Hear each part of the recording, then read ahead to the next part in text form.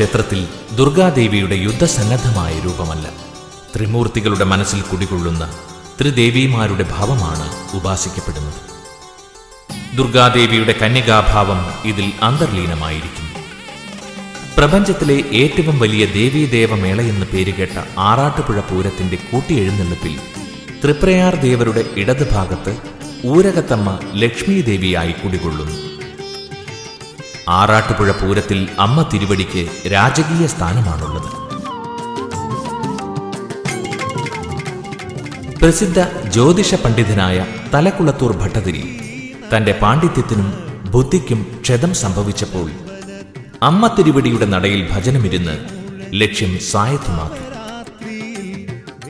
തലക്കുളത്തൂർ ഭട്ടതിരിയെ ദേവി അനുഗ്രഹിച്ചത് സരസ്വതീ ഭാവത്തിലാണ്. ഭട്ടതിരിയുടെ ഭജനമിരിപ്പിന്റെ ഫലശ്രുതി എന്നതുപോലെ ഒരിക്കൽ കുറ്റാരോപിതനായ ഒരു നിരപരാധിയുടെ ശിക്ഷ ഒഴിവാക്കുവാൻ അദ്ദേഹത്തിന് കഴിഞ്ഞു. ക്ഷേത്രനടയിൽ നടന്ന ഈ അപൂർവ സംഭവത്തോടെ തെറ്റായ ജ്യോത്സ്യവിധികളാൽ ഒരു നിരപരാധി പോലും ശിക്ഷിക്കപ്പെടരുത് എന്ന കൽപ്പനയുണ്ടാകുകയും ഊരകത്തമ്മയുടെ സന്നിധിയിൽ ചോരപ്രശ്നത്തിന് നിയന്ത്രണം ഏർപ്പെടുത്തുകയും ചെയ്തു.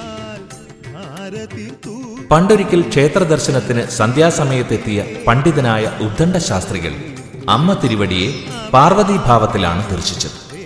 ഇങ്ങനെ ലക്ഷ്മിയായും സരസ്വതിയായും പാർവതിയായും വാഴുന്ന അമ്മ തിരുവടി ഏത് രൂപത്തിൽ പ്രാർത്ഥിച്ചാലും അതേ രൂപത്തിൽ പ്രസാദിക്കുന്ന അഭൗമ ചൈതന്യമായി വിളങ്ങുന്നു.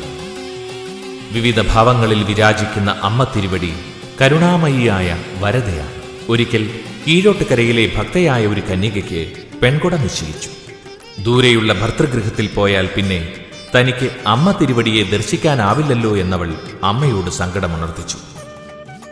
ക്ഷണനേരം കൊണ്ട് ആ പെൺകുട്ടി അപ്രത്യക്ഷയാകുകയും അവൾ തന്നിൽ ലയിച്ചു വന്ന ദേവിയുടെ അശരീരി അവിടെ മുഴങ്ങുകയും ചെയ്തു. വർഷത്തിലൊരിക്കൽ പൂരക്കാലത്ത് ആറാട്ടുപുഴ തറയ്ക്കൽ പൂരത്തിനു ശേഷം അമ്മ തിരുവടി കീഴോട്ടുകരയിലെ ഈ ഭക്തയുടെ ഇല്ലത്തുനിന്ന് ഇറക്കി പൂജ കൈക്കൊള്ളുന്നു. ഇവിടെ ദേവിക്ക് പൂജാ നൈവേദ്യങ്ങൾ നൽകുന്നത് അന്തർജനങ്ങളാണ്. ദേശരക്ഷകയായ ഊരകത്തമ്മ തിരുവടി നാടിന്റെ കാവലാളാണ്. ക്ഷേത്രത്തിന് തെക്ക് കിഴക്ക് ഭാഗത്തുള്ള പനങ്കുളം പാടത്ത് വിളമോഷ്ടിക്കുവാൻ വന്ന കൊള്ളക്കാരിൽ നിന്നും കുടിയാന്മാരെ രക്ഷിച്ചത് ദേവിയാണ്. ആറാട്ടുപുഴ പൂരം കഴിഞ്ഞ് മടങ്ങുന്ന അമ്മ തിരുവടി ഇന്നും പനങ്കുളം പാടത്തെത്തി അവിടുത്തെ മണ്ണ് തൊട്ട് സമ്പൂജ്യമാക്കി സർവ്വ ഐശ്വര്യം നിറയ്ക്കുന്നു. പുണ്യപുരാതനമായ പെരുവനം ഗ്രാമത്തിലെ ഐശ്വര്യത്തിന്റെ പ്രഭവ കേന്ദ്രമായി കരുതപ്പെടുന്ന അമ്മ തിരുവടിയുടെ ആത്മീയ സങ്കേതത്തെ അകവും പുറവുമായി ഉപദേവതകൾ വലയം ചെയ്തിരിക്കുന്നു.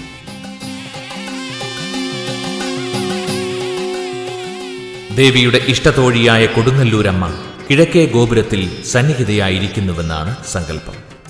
ഒരിക്കൽ നാടിന്റെ രക്ഷയ്ക്കായി കൊടുങ്ങല്ലൂരമ്മ ദേശയാത്ര ചെയ്തുകൊണ്ടിരിക്കെ അമ്മ തിരുവടിയുടെ ആസ്ഥാനത്ത് എത്തുകയുണ്ടായി. അപ്പോൾ കൊടുങ്ങല്ലൂരമ്മ തന്റെ അരികിൽ സാന്നിധ്യമായി ഉണ്ടാകണമെന്ന് അമ്മ തിരുവടി ആവശ്യപ്പെടുകയും അന്നു മുതൽ കൊടുങ്ങല്ലൂരമ്മ കിഴക്കേ ഗോപുരത്തിൽ സാന്നിധ്യമാവുകയും ചെയ്തു. കൊടുങ്ങല്ലൂരമ്മ കിഴക്കേ ഗോപുരത്തിൽ വസിക്കുന്നതിനാൽ ആരുടെയും കാൽക്കീഴിലൂടെ എഴുന്നള്ളാത്ത ചക്രവർത്തിനിയായ അമ്മ തിരുവടി ക്ഷേത്രത്തിന്റെ പടിഞ്ഞാറേ നടയിലൂടെയാണ് പതിവായി പുറത്തേക്ക് എഴുന്നള്ളുന്നത്.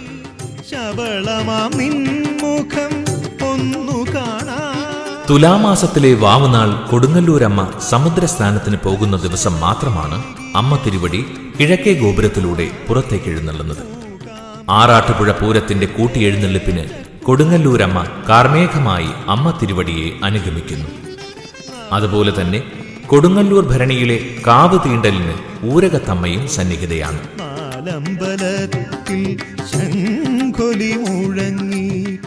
ഊരകത്തമ്മയുടെ പടിഞ്ഞാറേ വാതിൽ മാടത്തിൽ സുബ്രഹ്മണ്യ സാന്നിധ്യമുണ്ട്. തെക്ക് നാഗയക്ഷിയും വടക്ക് ക്ഷേത്രപാലനും ദേവിയുടെ തിരുനടകൾ കാക്കുന്നു. കിഴക്കേ ഗോപുരം കടന്നു വരുമ്പോൾ ആൽമരവും അശോകവും പ്ലാവും വളരുന്ന ദേവിയുടെ ശ്രീമൂലസ്ഥാനം കാണാം. വലയന്നൂർ ഭട്ടതിരിയുടെ ഇല്ലത്ത് ദേവീ സാന്നിധ്യമുണ്ടായ സ്ഥലമാണ് ശ്രീമൂലസ്ഥാനം. ക്ഷേത്ര ശ്രീകോവിൽ സ്ഥിതി ചെയ്യുന്നത് വലയന്നൂർ ഇല്ലത്തിന്റെ പടിഞ്ഞാറ്റിനിയിലാണ്. ഇല്ലത്തിന്റെ സ്വത്ത് മുഴുവൻ തൃപ്പടിദാനമായി നൽകി വലയന്നൂർ ഭട്ടതിരി ദേവീദാസനായി മാറി.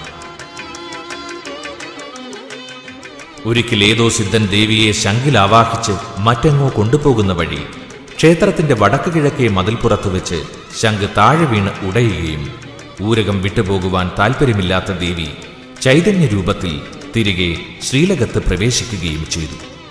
ദേവിയെ ആവാഹിച്ചു കൊണ്ടുപോയ ശംഖ് വീണുടഞ്ഞ സ്ഥലം ഇന്ന് പവിത്രമായി കരുതപ്പെടുന്നു. വിശാലമായ നാലമ്പലത്തിനകത്ത് തെക്ക് പടിഞ്ഞാറേ മൂലയിലായി ശാസ്താവും ഗണപതിയും സാന്നിധ്യമരുളുന്നു. അമ്മ തിരുവടിയോടൊപ്പം തന്നെ പ്രാധാന്യം കൽപ്പിക്കുന്ന ശക്തി ചൈതന്യമാണ് വിഘ്നേശ്വരൻ. ഗണപതി ഹോമവും ഒറ്റയപ്പവും വിഘ്നേശ്വരന് പ്രിയങ്കരമായ വഴിപാടുകളാണ്. മഹാക്ഷേത്രങ്ങളിലേതുപോലെ അമ്മ തിരുവടി ക്ഷേത്രത്തിലും നിത്യം 5 പൂജയും 3 ശീവേലിയുമുണ്ട്. ശ്രീബലിക്കായി അമ്മ പുറത്തിറങ്ങുമ്പോൾ ഓലക്കുട ചൂടുന്നത് ഒരാചാരമാണ്. കുടയിൽ സന്നിഹിതയായ ദേവിക്ക് സർവവാദ്യ വൃന്ദത്തോടുകൂടിയ ശീവേലിയാണ് നടത്തുന്നത്. 3ാമത്തെ പ്രദക്ഷിണം കഴിഞ്ഞ് ശീവേലി തെക്ക് കിഴക്ക് മൂലയിൽ എത്തിയാൽ വാദ്യമേളങ്ങൾ അവിടെ നിശബ്ദമാകുന്നു. പനങ്കുളം പാടത്തെ കുടിയാന്മാരുടെ സങ്കടം ഉയരുന്നുണ്ടോ എന്ന് ദേവി കാതോർക്കുന്നതിന്റെ സൂചനയാണിത്. മറ്റ് ക്ഷേത്രങ്ങളിൽ നിന്ന് വ്യത്യസ്തമായി അത്താഴ ശീവേലിക്ക് അമ്മ തിരുവടിയെ മുന്നിൽ നടത്തി ആ സംരക്ഷണയിലാണ് മേൽശാന്തി ബലി തൂകുവാൻ പോകുന്നത്. ഇതിന് കാരണമായി പറയുന്ന ഒരു കഥയുണ്ട്. ഒരിക്കൽ ഒരു യക്ഷൻ തന്റെ നിത്യശാന്തിക്ക് വേണ്ടി തിരുവഞ്ചിക്കുളം ക്ഷേത്രത്തിലെ ദീപാരാധന, ഊരകത്തെ അത്താഴ ശീവേലി, വടക്കുന്നാഥ ക്ഷേത്രത്തിലെ തൃപ്പുക എന്നിവ മുടങ്ങാതെ തൊഴാറുണ്ടായിരുന്നു. ഒരു ദിവസം തിരുവഞ്ചിക്കുളത്തു നിന്നും പുറപ്പെടുവാൻ അല്പം വൈകിയതിനാൽ യക്ഷൻ ഊരകത്തെത്തിയപ്പോൾ തൂകൽ തുടങ്ങിക്കഴിഞ്ഞിരുന്നു. തനിക്ക് പതിവുള്ള പ്രദക്ഷിണവും നമസ്കാരവും നഷ്ടപ്പെടുമെന്ന് ആശങ്കിച്ച യക്ഷൻ തൂവിക്കൊണ്ടിരുന്ന പൂജാരിയെ തടഞ്ഞു നിർത്തി. പെട്ടെന്നുണ്ടായ സംഭവത്തിൽ പരിഭ്രമിച്ച് ബോധം നഷ്ടപ്പെട്ടുപോയ ആ പൂജാരിക്ക് ദേവി എഴുന്നള്ളി വന്നപ്പോൾ ബോധം തിരികെ വന്നു. അന്നു മുതൽ ദേവിയുടെ സംരക്ഷണത്തിലാണ് ഇവിടുത്തെ ശ്രീബലി നിർവഹിക്കുന്നത്. അത്താഴ ശ്രീബലി കഴിഞ്ഞ് നടയടച്ചാൽ പിറ്റേന്ന് രാവിലെ 3 മണിക്ക് പള്ളി ഉണർത്തലോടെ ക്ഷേത്രത്തിൽ നിത്യനിദാനങ്ങൾ ആരംഭിക്കുന്നു.